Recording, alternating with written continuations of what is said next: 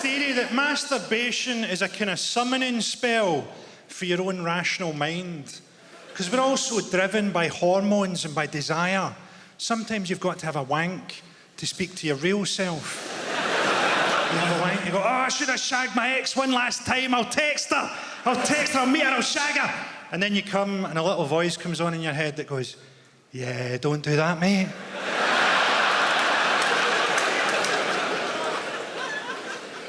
You've got to be careful with jokes, haven't you? Because not everybody's got a sense of humour. I can remember when I first realised not everybody's got a sense of humour. I was 13, I was at school and we were doing a class on stereotypes. The teacher was a really good guy. He's just talking about how stupid stereotypes are.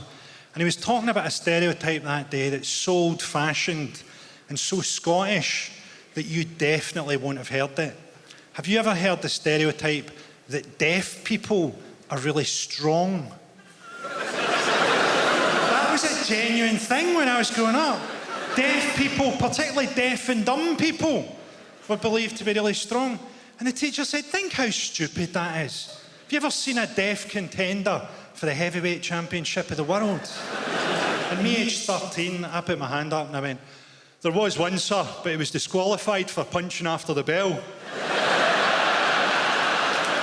And nobody laughed. And I knew right then that life was going to feel pretty long. You've got to have a bit of leeway with jokes, haven't you? I can't write jokes for the average person, can I? The average person is Chinese.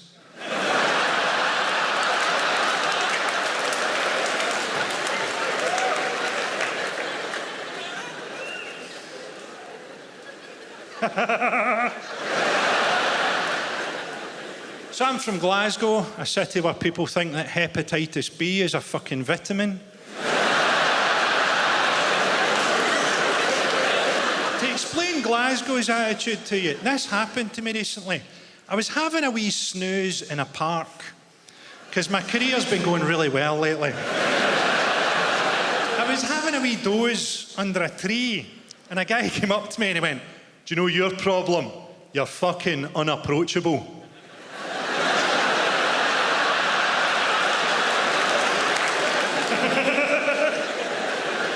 Glasgow's like an entirely negative city. I went to a coffee shop one time. Two middle-aged women sat across from me, and they started to moan as they sat down about how long they thought the coffee was going to take. So nothing had happened, and they were both angry. And coffee turned up, and the first one takes a sip and goes, that's not very good, is it? And the second one takes a sip of hers and goes, I don't even like coffee. I think English people don't really understand Scottish attitudes. You think that we all just want to see the English football team get beaten. But actually, a lot of us would much rather see the team plane crash into an oil refinery. I enjoyed reading about Sam Allardyce. I didn't realise English football had a corruption problem. I thought the only problems in English football were racism, sexism, homophobia, match-fixing, gambling, sexual assaults and the failure to perform at major tournaments.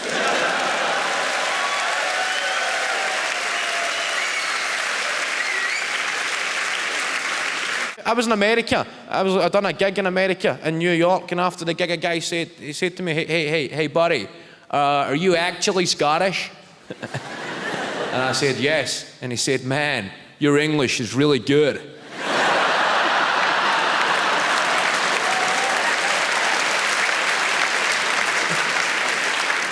I got these discs. Best I've got una mesa para quattro, por favor. I've got tourist stuff. Kind of nailed. Tourist stuff you need on holiday. Like, that means a table for four, please. She says it a few times. She says, una mesa para quattro, por favor.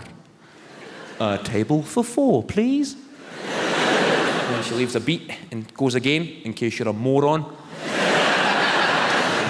Una mesa para quattro, por favor. A table for four, please. And she says it 3 and 4 times, and you start drifting off and just imagining how many people have been found dead listening to these discs. A suicide note wrote in broken Spanish. it all got too muchas.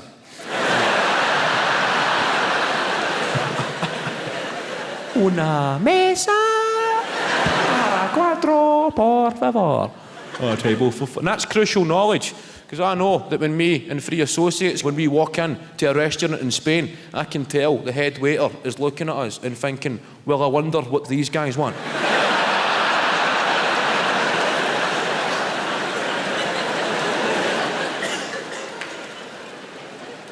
Fortunately, I'm on hand to defuse the situation. I have been thoroughly briefed. I step forward and say, una mesa para cuatro, por favor. And we get sat at the table for 4. Guy brings the menus in Spanish, and I crumble. Everybody else is losing their minds, going, what the f...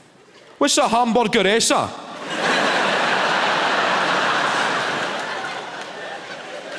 If you go a proper holiday, next time, go to a karaoke bar. This was my holiday highlight. Sit and patiently wait until a Scouser comes on the stage. That's a universal must-see. Somebody from Liverpool on the mic in a karaoke bar. Some of the finest performances you'll ever witness. Don't call me name. Don't call me name.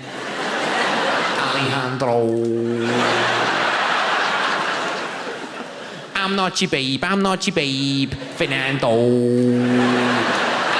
Alejandro. Alejandro.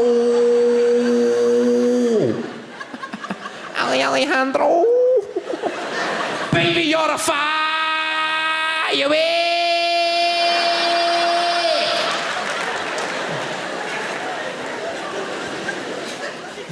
The whole pub's heading for the car park, thinking the fire alarm's going off.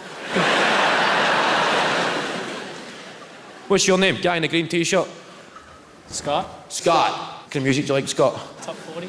Top 40, like chart music. Modern music just sounds the same to me. Makes me feel thick. No modern chart music. In the club.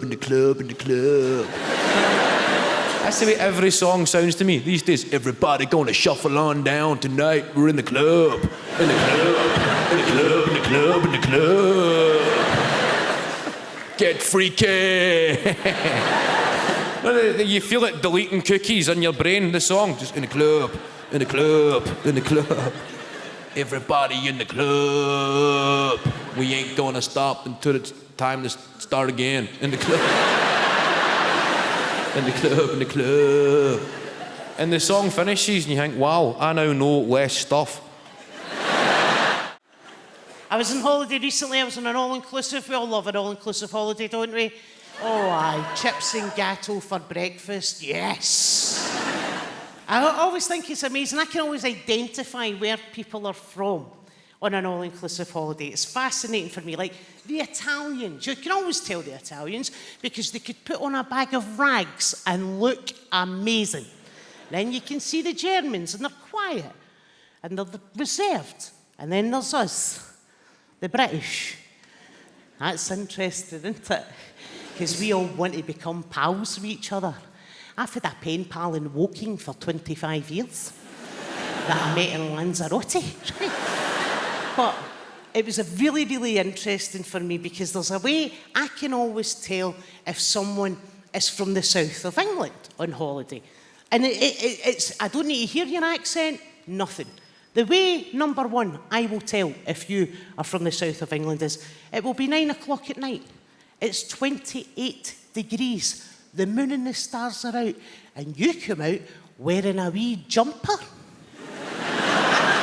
Because it gets a bit chilly. It's 28 degrees. The moon's out. I'm Scottish. I'm like, past the factor 50 hen. I do not trust the moon burn. Get me the factor 50. Then there's another way I can always tell someone is from the south of England. You and I are on an all-inclusive holiday. We can eat as much as we want. And they will go to the bar and they will order a half pint. No, you can't order a half pint in Scotland. Next time you visit Scotland, try and order a half pint. That is one of the most tense conversations you will ever have. About 3 months ago, I went to a bar in my home city of Glasgow. And I says to the barman, can I have 2 pints of lager and a half pint of lager? And he looked at me. And he went, "What was that?" I said, "It's 2 pit." He went, No. Just the last one." I went, "It's just a half pint of lager, mate."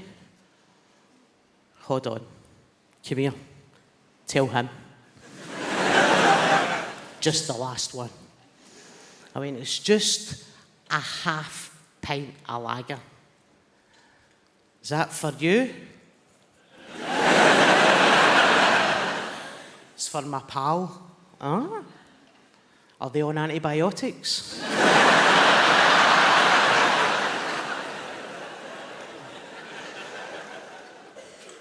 "Are they pregnant?" "Would they like a colouring book and crayons with that?" Do you remember years ago when they were making Braveheart? Everyone said, "Oh, it's ridiculous. Mel Gibson playing a Scottish guy. That's not going to be very convincing." And look at him now. An alcoholic racist.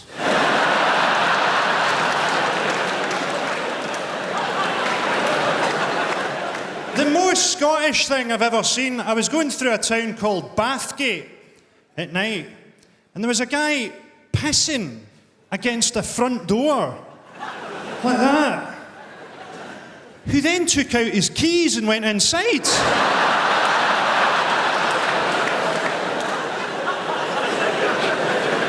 I'm from Glasgow. If I had to explain Glasgow to you, I'd say that if I had to pick a city in the world where I could depend on a member of the public to punch a man who was on fire,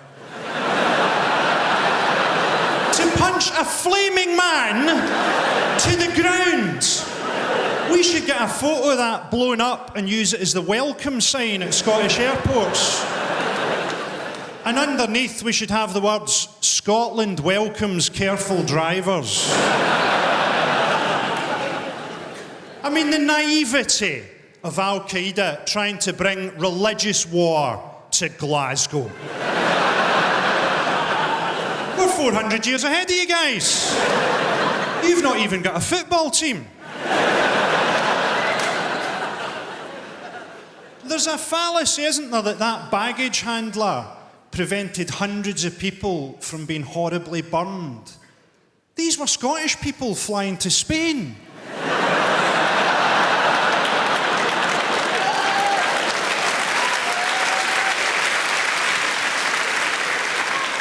People say it's good they didn't hit a fuel depot. I think it's good they didn't hit the queue coming out of duty free. They got up like Hiroshima.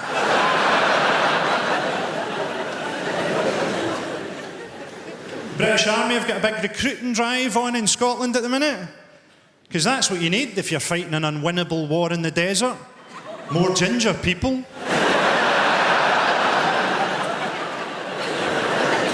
They couldn't send Prince Harry. They couldn't afford the resources required to start developing factor 60,000 sunblock.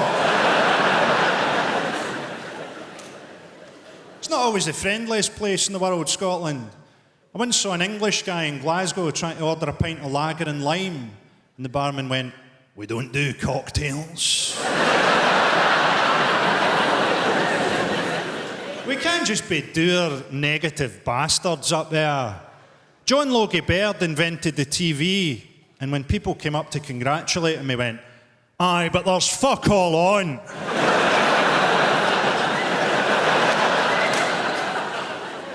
We're looking forward to the Olympics in London. I'll take that as a no. They say the Olympics is going to rekindle English national pride. I mean, come on, for 9.2 billion, you could have written "fuck off Germany" onto the moon. You don't need to be in the army these days to get a gun if you're a young person. A lot of gun crime on the streets, a lot of caps getting popped. I don't really know the solutions. I just know the problems. It used to be in the UK at 14 years old you could legally be in possession of an air rifle. Whilst it's not a proper gun, it's still SWAT, right? But that got moved to 17 years old. Because 17-year-olds, they're dead responsible. If somebody was pointing a gun at you, you'd be going, that's fine, he looks about 17. It's good. He knows what he's done. 17 years old to be in possession of a firearm, but you've got to be 18 before you can be in possession of fireworks. 17, you can shoot somebody dead, but you've got to wait a year before you can frighten the shite out of a cat.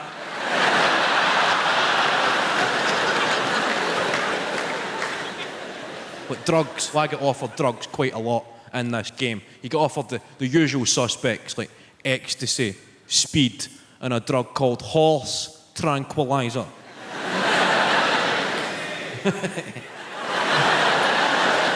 You shouting yay or nay? There.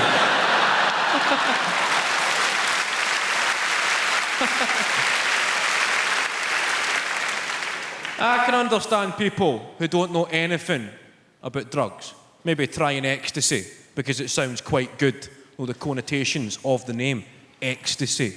You think of states of euphoria and happiness. And then speed is pretty self-explanatory. Then horse tranquilizer. That hardly sounds the most sociable of evenings.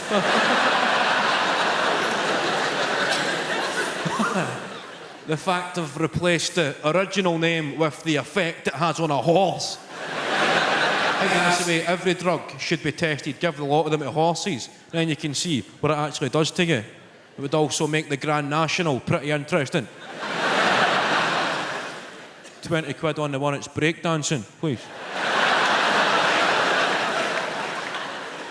I was watching a programme about children from the opposite end of the social spectrum. A programme called My Super Sweet 16th. Anybody seen this? Don't get too excited, it's quite shite.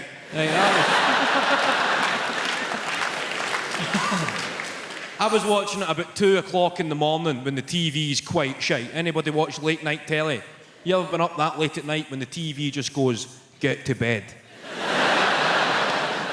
There's nothing to see here. Unless you're a deaf baseball fan with a gambling problem, Peter.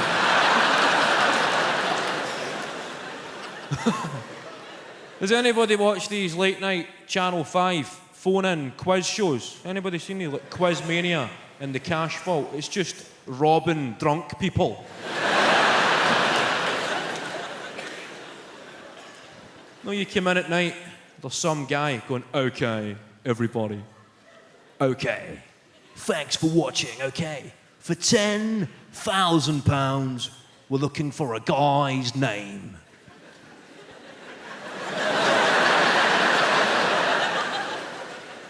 You come home steaming. I know a guy's name.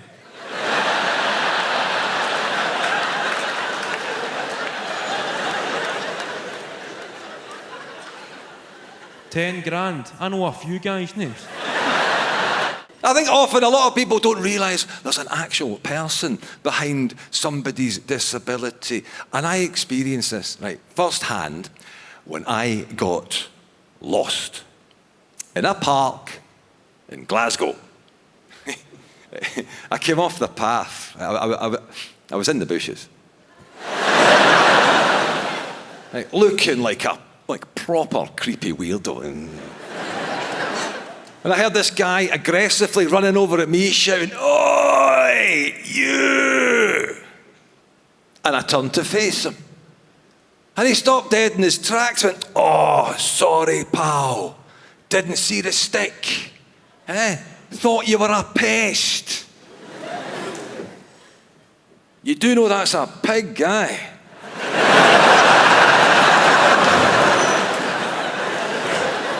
Yes. People only see my disability. I should see how much I can get away with. Do you know what I mean? Like, how much of a blind wronging can I be? Just go into a supermarket, blatantly shoplift a coat. I get busted trying to leave through the plate glass window again. Security guard. "Excuse me, sir, is that your coat?" Yes, do you mind taking the security tag off? Certainly, sir. Can I just see your receipt? Like, big innocent face. Hand him a blank bit of bog roll.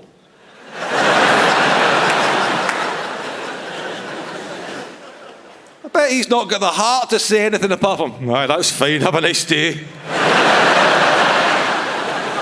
But I still maintain, no, it is an excellent time to be disabled. In fact, now, in some areas, too good. To the point, I'd like to finish this evening by asking you lovely people of the Apollo a favour. Could you please stop modifying sport so I can take part?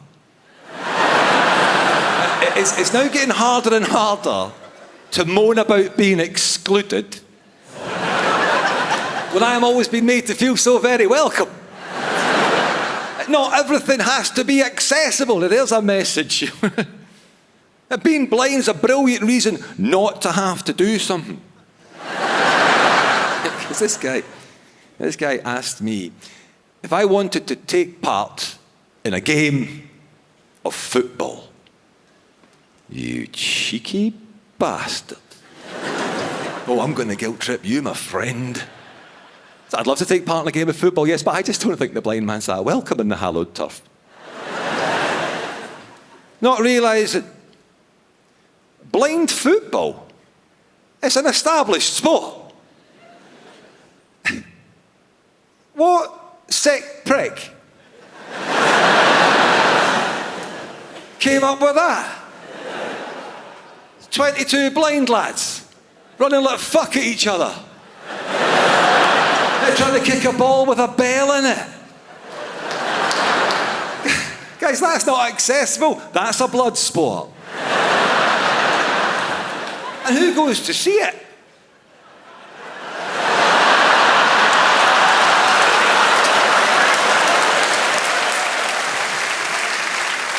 But I did. I played my part. I took part in one game. Yeah, they put me in goals. But I learned one thing. Like, in flight, a ball with a bell in it is silent. The cable was the more middle-class option. Yes, no, we don't want a satellite dish sticking out the side of our house. No, thank you. I think it looks really quite naff, yeah. Whereas the working class, the satellite dish was the key selling point. If you're paying £25 a month, you want your neighbours to know that you are better than them. Now, we had Sky through a dish, 1997. You could be watching old school Sky in the living room, watching it on the main TV, but you could also go upstairs to the bedroom TVs, turn to a certain channel and watch Sky in the bedroom, but only what the person in the living room was watching. I don't know the intrinsic technical explanation as to why this happened, but it just did. Saturday nights, me and my dad, I'm on the couch, he's in his chair, my mum's in bed, my brother's out with his pals, just me and the old man watching Match of the Day, watching the highlights. It gets to the kind of shite games, and I say, right, I think I'm going to go to bed, Dad. Good night.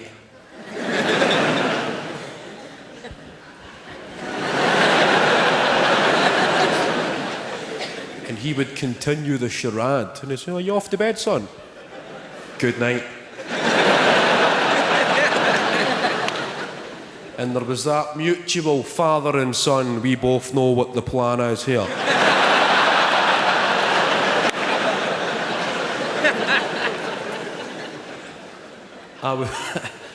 I would casually exit the living room nice and slowly, good night, hit the hallway and race up the stairs. Don't even consider looking in the fridge, eyes on the prize. Upstairs, bedroom TV switched on, go to number 6. That's when you see what he's watching. TVs are synchronised. 6, we're in. He's in control. A few minutes go by and he's still watching Match of the Day. That's fine. Well, he must be giving it a few minutes. You don't want to make it too obvious. He's done this before. 5 minutes go by. He's still watching Match of the Day. I'm thinking, come on, stick to the plan, Andy. I'm looking at the bottom left of the screen, waiting for the numbers to get typed in. The numbers that could make or break the evening's entertainment. Go on, give me your numbers, Andy, come on. 9, that's a good start, 9.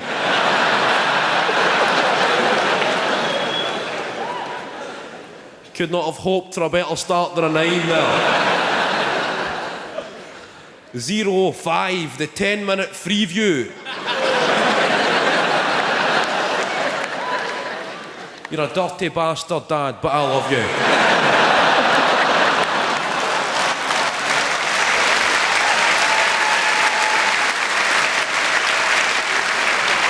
So, we've got some celebrities in, as always. Live at the Apollo, who have we got? We've got the EastEnders cast. How are we doing, EastEnders? They're sitting right at the back. I don't mean the extras, I mean the real people.